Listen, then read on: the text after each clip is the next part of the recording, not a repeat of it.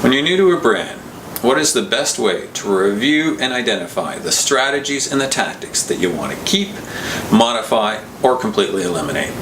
My name is Marc Charbonneau. I'm a strategic marketing and sales training consultant, and this video is about how to identify the strategies and the tactics that are going to give you your best ROI for your brand. It's the last in a series of videos that I've been doing on how to get up to speed quickly on a new brand. The first video was on getting quick wins, and the second one on getting a fast read on your customer in your marketplace. In my last video, I talked about how you identify how well the current strategies and tactics are working. But just because the strategies and tactics are working doesn't mean that they're the ones that are going to give the best ROI for your brand. As a brand evolves, the strategies and the tactics need to evolve with it, and that doesn't always happen. As a new brand manager, or as a brand manager coming in new to the brand, it's your job to figure out what's the current business reality for your brand and make sure that the strategies and the tactics match that. So we're going to start with, at least to my mind, the three things you absolutely need to know and understand in order to figure out what strategies and tactics are going to give the best ROI. So, three things. One, you absolutely need to know who's writing your prescriptions and who's influencing your prescriptions now and who will be in the future. Two, are you going to get the growth from your brand from the market share, or are you going to get the growth for your brand from growing share within the market? And then three, what are the messages that you want to get out there about your brand? These are the things you absolutely need to know. And if you don't understand them, if you don't know them, you're going to waste a lot of time and effort and potentially compromise the performance of your brand. Once you're sure that you understand where your prescriptions are coming from, where you're going to get your growth, and where the core messages that you want to get out there are, next thing to do, next bit of information that I love to see is a cut in terms of where your spend, where your resources are allocated. So great cuts are how much of your resources are being spent on different customer types. So specialists versus general practitioners versus pharmacists, nurses, and patients.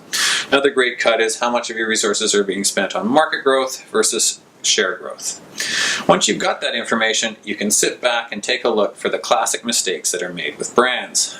And to my mind, there's three big ones. One is focus. Is the focus in terms of your investment right for your customers and also for market versus share growth? Two, white elephant syndrome. Do you have a program, no matter how good, that's just too big or too expensive to maintain for your brand?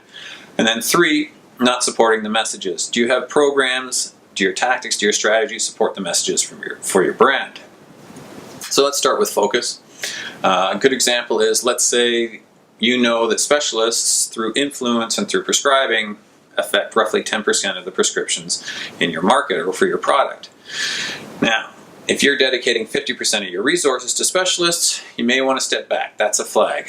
Do you or should you reallocate some of the resources you have dedicated to specialists to other important customers? I remember with Lyrica, at the beginning when it launched, specialists were incredibly important. They were the first ones to prescribe the brand. They were the ones who got the ball rolling with it. But as the years went on, general practitioners were the primary prescribers of the brand.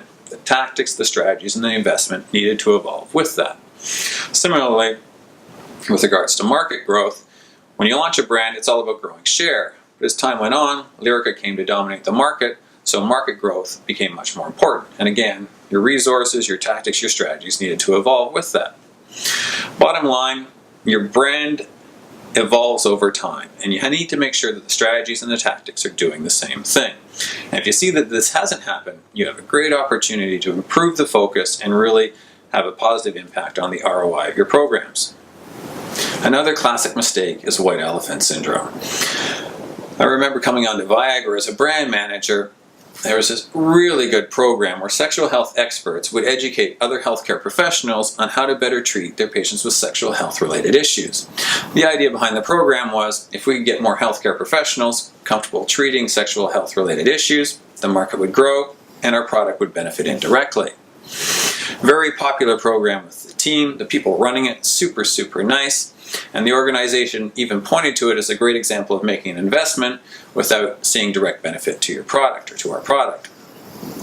The downside was this was a very expensive program, and it consumed a huge percentage of the operating budget for the brand.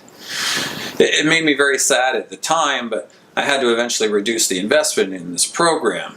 We were losing share and we really needed those resources for other projects. Programs that don't support the messaging are an easy mistake to make. I remember working on Aricept. We received a new indication, we were very happy about that, and we spent the next year rolling out strategies, tactics, and programs to educate healthcare professionals on this new indication.